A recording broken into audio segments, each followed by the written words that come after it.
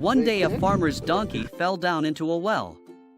The animal cried piteously for hours as the farmer tried to figure out what to do. Finally, he decided the animal was old, and the well needed to be covered up anyway. It just wasn't worth it to retrieve the donkey.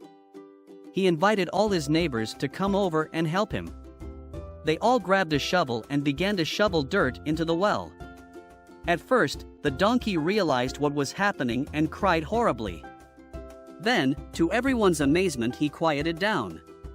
A few shovel loads later, the farmer finally looked down the well. He was astonished at what he saw. With each shovel of dirt that hit his back, the donkey was doing something amazing. He would shake it off and take a step up. As the farmer's neighbors continued to shovel dirt on top of the animal, he would shake it off and take a step up.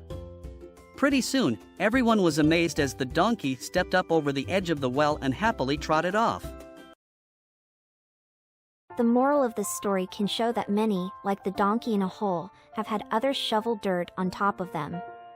But we need to remember, it's not really the dirt's fault that it got tossed on us, but rather what we do about it that makes or breaks us. We can retaliate back and cause contention instead of composure.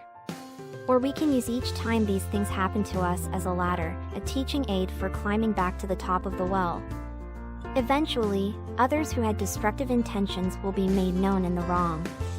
And those who were there just to help the farmer cover his ass may learn that just because an ass fell into a hole doesn't mean that it can't be turned around to help make the donkey to be an ass made whole. Remember, once we are out of the hole, we get to be raised up each time someone tosses more dirt on top of us. We simply, peacefully, shake it off to where it belongs back on the ground at our feet.